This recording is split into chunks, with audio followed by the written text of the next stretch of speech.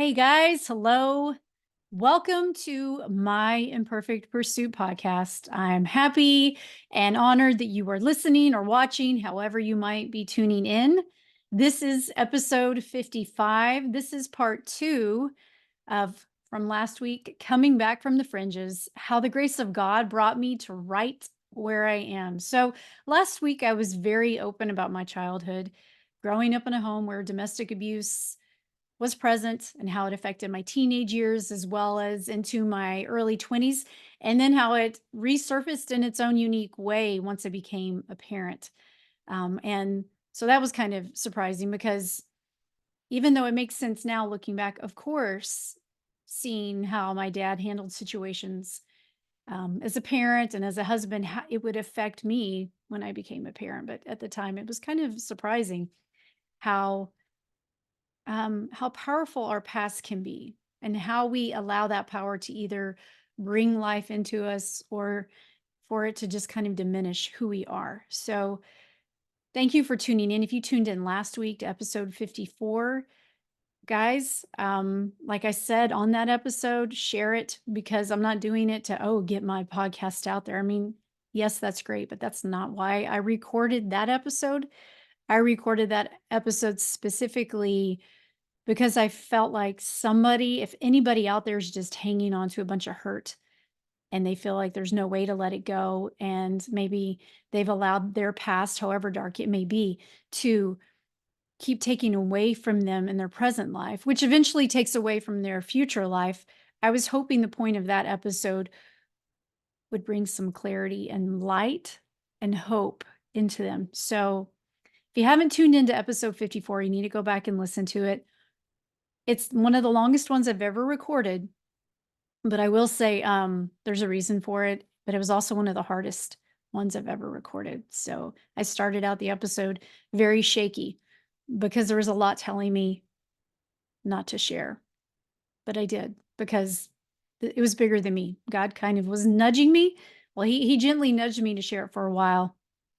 And then after a while, I think he was like, okay, I'm done with the gentle nudging. We need to get this out there. So this is gonna be part 2, and, the reason I wanted to do part 2 was because it's important, and I wasn't even sure if I wanted to do a part 2 because last week was so hard to record, but I feel like I can't tell you how I transformed how I see my past, all the pain, all the hurt, all the darkness, without sharing the redemption that was a result of God's incredible grace, and then the hard work that I did through the wisdom of my own life coach, because I heard the Bible verses, I heard about all this stuff, but I needed the wisdom and guidance of my life coach to make it all make sense for my brain to latch onto it. So last week I talked about the fact that my dad was physically and emotionally abusive to my mom, and how the fighting and the violence got progressively worse as the years went on, from my early childhood into my preteen years. So now I want to tell you the story of forgiveness. And there's a reason. I forgave my dad, even though he never asked for it. Now, biblically, yes, we are called to forgive. But it took me a while. And I knew this, guys. If you listen to my story last week, I grew up in the church, I knew of it. But I also felt like, oh, you forgive because you have to, because you're supposed to. It's just the thing to do. What I didn't understand is when God asks us to forgive, exactly why he asks us to forgive, and what it does to us spiritually, mentally, emotionally when we do forgive. I didn't understand the depth of that. So biblically, yes, we're asked to forgive. And I understood that for most of my life, but I didn't do it because I felt like, no, I need to hang on to this. I deserve to hang on to this anger. He does not deserve my forgiveness. You know, the hell that I walk through, that my family walked through, my mom and my brother and I, as a result of what he did. And then the years of pain. It wasn't just in those moments. And it wasn't just when my parents divorced, the years after, because of all that. I felt like there's no way I'm going to forgive this man. He doesn't deserve it. But deserving really never has anything to do with it, does it? Because You and I don't deserve forgiveness. I mean, God forgave us. I mean, we know he sent his son, Jesus, down to pay the ultimate price for our forgiveness. And there is nobody on this earth right now, in the past, or even anybody that's going to walk in the future that deserved the forgiveness that he gave us so freely, that it was not easy for him to see what was happening to his son on the cross. The Bible talks about all that. Yet he knew it was important, and it was that he loved us that much to do that. So, forgiveness, with that being said, yes, we're supposed to do it. Is it easy to do? Not really. I needed to come to terms with my past. I needed to see it differently before I could forgive. God kind of knew the timing of how this would work. He knew how stubborn and rebel hearted that I could be. And he's like, I know you've got all the evidence in the world to not forgive, Carrie. You do. But that's not how this works, you know? And I didn't make it part of my plan to ever forgive. I actually just kind of stumbled into it once I did the work. I'd heard my life coach, my Christian life coach, talk about it, and it started to seep in. And then she gave tools and processes that allowed me to really walk through forgiveness. And like I said, I kind of stumbled into it. Like, wow, I didn't realize I was signing up with my life coach to eventually forgive my dad. I signed up for completely different reasons, but there you are. That's kind of how God works, right? So, as my coach always says, that when you forgive somebody else of something they did, it is about letting yourself off the hook, not them. It's not about letting them off the hook. It's really about letting ourselves off the hook. Because when we walk around in anger, frustration, and maybe even hatred towards someone, it tears us apart. It's not tearing them apart. They may not even know. They're walking around in the sunshine. Everything's good. We're the ones over here just seething from all this anger and hatred about not forgiving them. It's tearing us apart. Like I said, they may never even ask you for it. They may never come and say, "Would you please forgive me?" But that's not how forgiveness works. You don't just forgive if they come to you and ask forgiveness. But not forgiving someone is detrimental to your emotional, to your mental, and to even your physical health. So, why did I choose to forgive my dad? Well, because friends, I was tired of carrying around the heaviness that came with unforgiveness. Unforgiveness, if left unchecked, it will lead to bitterness, it will lead to resentment, and that is exactly where I found myself. It's exactly where I found myself. Even though, like I said, I grew up knowing you're supposed to forgive. I grew up with the knowledge. I did not grow up with a complete understanding of why you forgive. So biblically, and there's multiple verses about forgiveness and what it says, but I'm going to read to you from Colossians. This is Colossians 3:13. And it says, bear with each other and forgive one another. If any of one of you has a grievance against someone, forgive as the Lord forgave you. And then I'm going to read to you the Message version of it. You may or may not be a fan of the Message. I know it can get a bit wordy at times, but I do love the way it can break down some verses.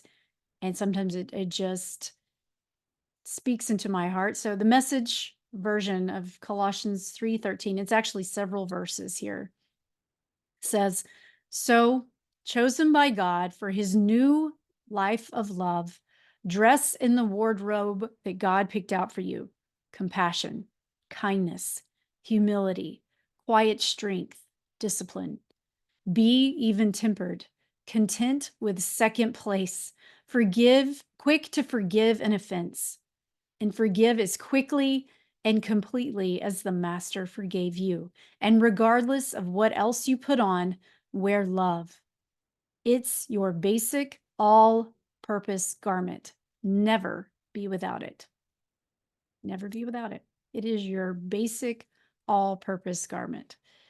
Now, there's a reason that Christ asked us to forgive, because love is our foundation. It's our core. It's to the heart of who we are. And when we don't forgive, we are working against how God made us. He wove us in such a way where our basic garment, as the message would say, our basic garment, our foundation, our core is love. God tells us the like, what is the thing he wants us to do most is love each other, love your neighbor, right? He first love me, but then love your neighbor. It's all about that's who we are. That's how he created us. And resentment and hate works against that. And that is why when you don't forgive someone, you feel heavy and you might even feel threadbare. You feel worn down from it because we're working against the fiber of our being. We are working against Christ's will for our lives. He does not want us walking around in misery and anger and hatred towards someone. He's not saying to be okay with what they did. That is not what forgiveness means. And a lot of people means, oh, if I forgive, it means I'm okay with what they did. And that's not what he says. He says, I need you to forgive. Just as Christ forgave you, I need you to forgive. And it's almost like he's like, you don't understand. I need you to forgive. If you only understood what forgiveness does for you. So, like I said, forgiveness doesn't mean that you have to be okay with what they did, or you have to become best friends with them again, or hang around them, or even see them ever again. The person who hurt you, that's not what this means. You can forgive someone and say, but I'm okay with not ever seeing them again, but I forgive them in my heart. I truly forgive them. And and that's okay.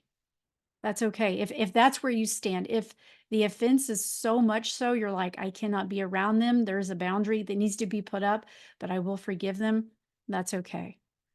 So I mean, that's what I want you to understand here, because a lot of times we equate forgiveness with either being weak or that we're okay with what they did. And that's not what it means. Forgiveness should not be optional for anyone. And I know this might step on some toes and it goes against what culture tells us, because our culture likes to tell us, you do you. And forgiveness means you're okay with what they did. I mean, we know that's not true at all. Culture will tell us, you don't let them off the hook, don't let them go. They need to pay for what they did. So yes, it's going to step on toes. It goes against the culture. And I forgave my dad, and I personally made the choice to reach out to him. And I'm going to tell you the reason why. We hadn't spoken in almost a year at the point when we started talking again because of an argument that we got into. Um, Sometimes you would talk to me and you didn't know if it was going to bust out into an argument or if it was going to flow very easily. Because as he got older, it became more complicated to talk to him. So it had been about a year, almost a year exactly, that we hadn't spoken because I was just tired of it. Guys, I'm going to be honest with you. I was tired of the fighting. I was tired of the arguing. If you listen to the episode 54, you would know why I would say, I'm done. I'm done. I mean, at the time gosh, I don't know. I was over the age of 40. I'm 45 right now. So, I was like, I'm over 40 years old. I'm done with this. And so, guys, the work I've done has been within the last 2 years, and it blows my mind how far I've come in just 2.5 years. I mean, you would think I've been doing this for 15 years, but I haven't. And especially this particular story of forgiveness, of redemption, of all the things. So, hadn't spoken to him in almost a year, but God was prompting me to call on him, to reach out. And it didn't make any sense. And I really didn't want to, but I could not ignore what God was telling me to do. It was getting louder and louder, just like me sharing this story, like last week sharing the story. It just got louder and louder and louder because God knows me. He knows. He's like, gosh, she's so stubborn. I'm really gonna have to talk a little louder, and kind of push in on her to let her know. So he prompted me to call out to him, to reach out to him. And I had already forgiven him at this point. So I thought, well, isn't this enough? Like, I forgave him. I did all the things. I tuned into what my life coach said, and she led me back to you. And really paid attention to what you said. So isn't that enough, God? And for my particular situation, he said, no, it's not. In my case, it's not, because God always knows better. So one August afternoon, I called my dad and we chatted. I mean, it was civil. It was maybe a bit strained, but I did it. And it wasn't very long. It was kind of short and sweet, but I did it. I got off the phone. I was kind of like, whew, ah, whew, like, got that out of the way, check the box. But I knew I needed to do it. And so I followed God's command to do that. What the Holy Spirit was kind of prompting and um, pushing around inside me to do. So I did it. Then I began to call him more regularly. And it ended up becoming where I called him more on a regular basis, more than I had in years. It wasn't once a day. It might have been about once every 7 to 10 days. And that was more than I had called him in years. I would actually have to sit down and be like, how long ago was it when I would call him, on a more regular basis? And the reason I say that is because my parents divorced when my sixth grade year is when their divorce was final. And then a few years later, my dad moved off to Dallas. So phone calls are what we knew. I would go see him in the summer sometimes and maybe at Christmas. But a lot of our conversations were over the phone. So looking back, I'm like, yeah, when did I really make it a regular thing to call my dad? And I can't even tell you. So I began to call him more regularly. And then after several phone calls, he finally slipped and he said something he didn't mean to. And it made me realize that his health was pretty bad. I was picking up signs here and there. I know he had been going to the doctor more and more, just because he's had heart issues for quite some time. He had a blood disorder, but he would always just say, "Yeah, everything's like we're kind of balancing it out. We're doing all this stuff." But he slipped and said something that made me realize his health is getting bad. It isn't good. And then I started noticing differences in the phone conversations of how he sounded on the phone. And then he had recently been to ICU, just kinda told me, "Oh, yeah, yeah, sorry you couldn't get a hold of me the other day. I was in ICU." Guys, that's pretty much how the conversation went. I'm like, "What? Wait, what? Dad? ICU?" And it was for his heart. He had another stent put in, there were some things going on. And this was not the first time that he'd been rushed off to ICU for his heart. About 16 years ago, that happened, um, as well. So and his own dad passed away in his early 50s. My grandpa, I never got to meet him. He passed away in his early 50s, from a heart attack. So from there, of course, I felt the urgency. I begged my dad. I did. I begged him to let me come to his house, take care of him, take him to the doctor, drive him around, go get groceries, let me cook you a home cooked meal, whatever the things. I mean, I became kind of a parent. What are you eating, Dad? Like, are you eating like good food? Are you eating like more normal food? I was like, please don't tell me you're just eating bags of chips. At least go grab a hamburger. I mean, something, because the worry in me just welled up. Right. And so I was begging him for me to be able to come visit him, and I knew in my heart that the symptoms that he finally broke down and told me about that he was having, that they weren't good. I knew it was bad. He refused to let me come see him. When I told him, "Dad, I'm just gonna like," I cleared my schedule. I was like, "I'm just gonna come see you in a couple days. This will be a great weekend. I won't even bring the kids." Because I was afraid if he's not feeling good, how would he feel with the kids around him, even though he loved his grandkids and always asked about him, always wanted to make sure they were healthy, all the things. Um, I was ready. I cleared the schedule, and there was something in his voice when he begged me to please not just show up. And I'm going to tell you, for one, my dad didn't beg many people in his life. I don't ever really recall him begging me of anything in my life. So, or my mom. So when he begged me, "Please promise me you're not just gonna show up." And those were his exact words. It made me realize that if I were to just show up on his front doorstep, that it would break his heart. And if I were to show up, it'd be more about what I want versus what he wants. And I didn't want to stress him out at this point. I did have somebody tell me, "Well, I would have just shown up." And I was telling my aunt, his sister, about it, and she knows him well. And she said, "Oh, Carrie, if you had just shown up, it would have broken him." And I know why. Because he was not happy with the way his house looked. He was always very particular about his house, about the inside and outside, very OCD about it, about his appearance, all the things. And his health had declined so fast, he was not able to take care of himself and his house for quite some time. The upkeep, because the house he lived in was built in the early 40s. It was my grandparents' house and it was handed on to him. And so there was some upkeep there and he was not able to keep up with it.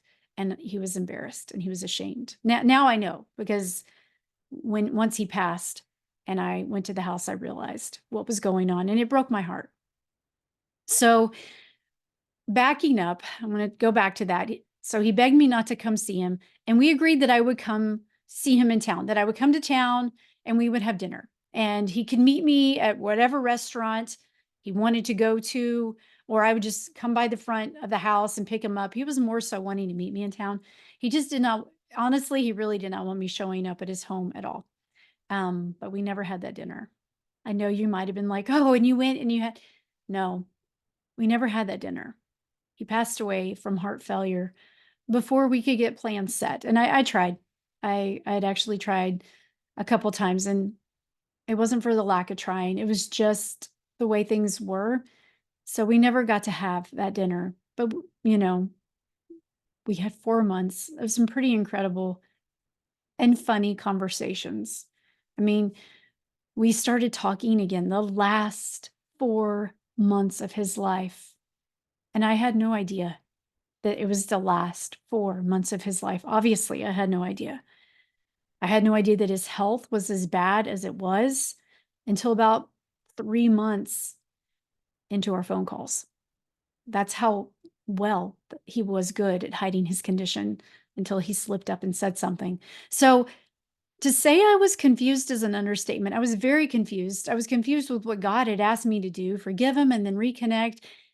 And then your dad's going to pass away. So God asked me to forgive my dad, someone that this world would say doesn't deserve forgiveness. You know, reminder though, spoiler alert, do any of us deserve forgiveness? But God urged me to forgive. He urged me to reconnect. And then he took him away. I'm kind of confused and I'm kind of angry here, you know, because a lot of emotions came up like, wait a second, like, but I see it now. I see God's goodness in it. And God knew that I needed this more than I did, as he always does. And I'm able to see the beauty in it. I'm able to see that we were able to have such great conversations the last 4 months. Maybe my dad softened up because he knew what was happening long before he slipped up and then eventually broke down and told me what was going on.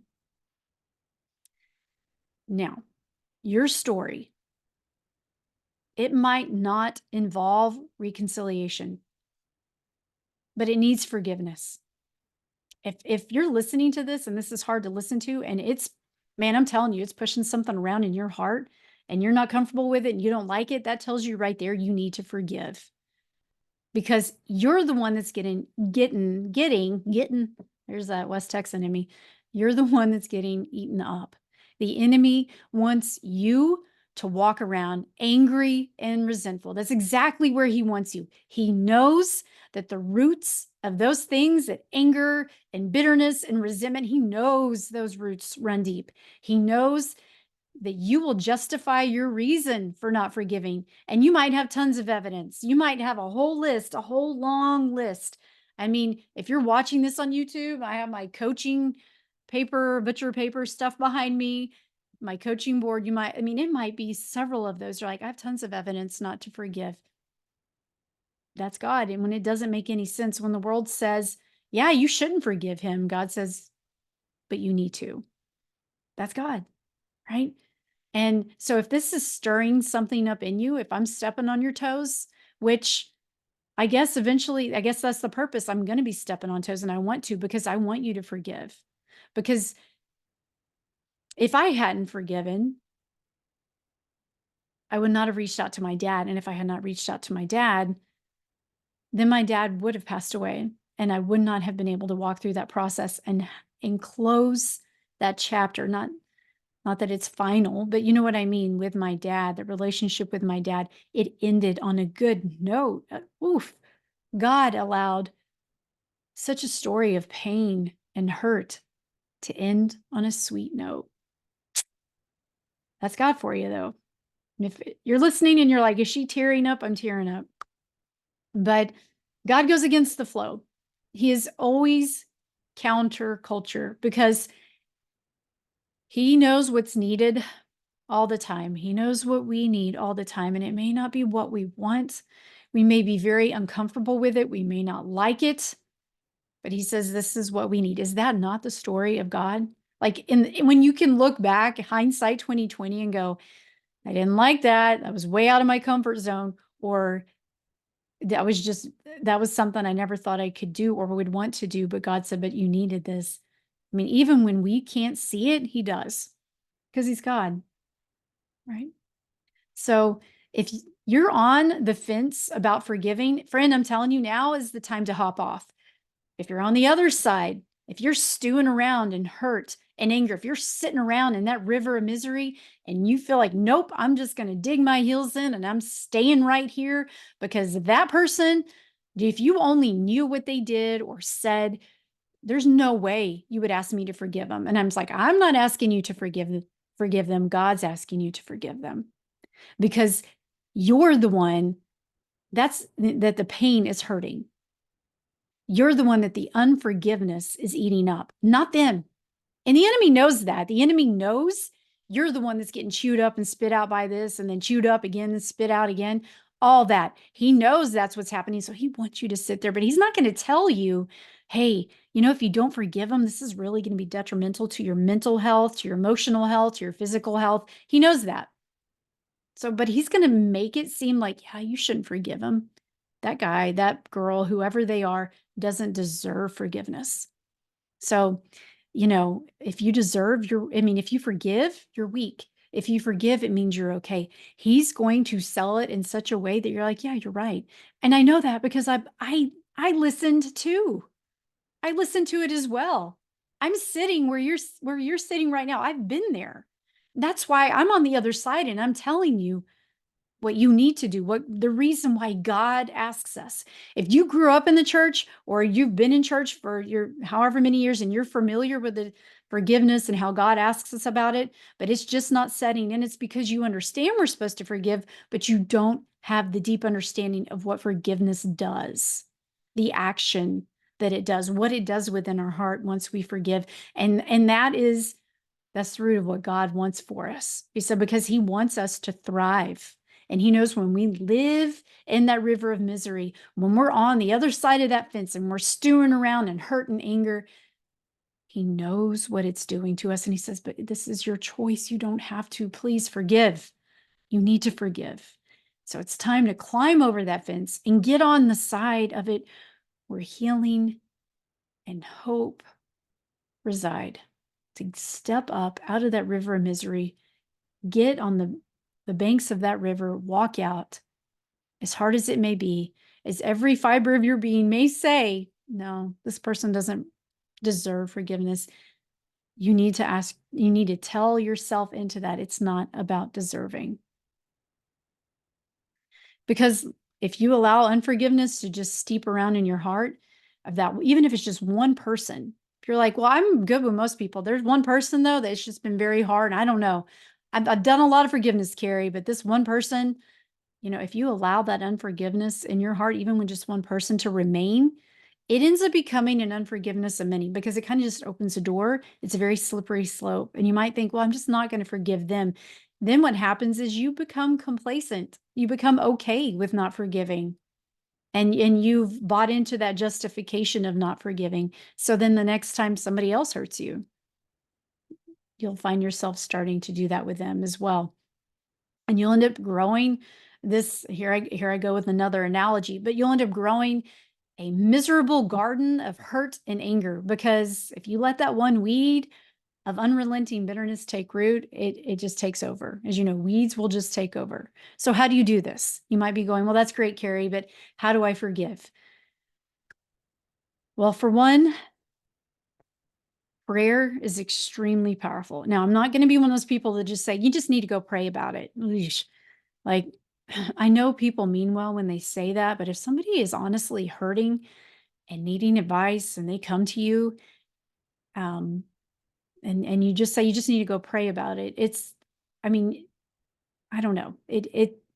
That's probably not the best way to apply that wisdom. Is it good wisdom? It is. But maybe that person needs you to be that guidance, So so I want you to understand when I say prayer is where this is going to come. But if you need help with that, I want you to know I created a form. It's in the show notes here that you can download, where you can do these, that you can print out, all that stuff, where you can do these, what they're called in the coaching world, or thought downloads or brain dumps, where you just, and I want you to write everything that you think about this person, all the feelings, all the thoughts that you've ever had, even if this goes back 20, 30 years. If you need to write it all down, I want you to get it all out, because it's in there and it's rummaging around, and it's hurting you a lot. It's doing a lot of bad work on you. So we need to get it out. And so when you're noticing all these thoughts you have about this person, I want you to also think of all the feelings. Be aware, what feelings is this bringing up when you're thinking about this person, and all the thoughts you have about them, right? What are the feelings? And is this going to be easy? For some of you, no. For some of you, it's going to be easier than others. But for some of you, I know this might scare you, but don't let that stop you. Don't let fear dictate what you do in your process of healing. So even though it might scare you, dive into it. I want you to dive into it. And I want you to realize this is going to bring up some stuff, but it needs to be brought up, because aren't you done with the hurt? I mean, aren't you done with the resentment and the hate and the heaviness of it all? I know you are. You aren't meant to carry this around. Let God take that yoke from you. You're not meant to carry that around. Get it out. Okay. And I want you, when you're writing this down, take a good look at the thoughts and the feelings that you're having. Then the other form that comes with the printable, if you notice, there is going to be Bible verses. I've created Bible verses. I didn't create Bible verses. I created a PDF of Bible verses that are all about prayer. I mean, all about forgiveness, that you can use as your prayer.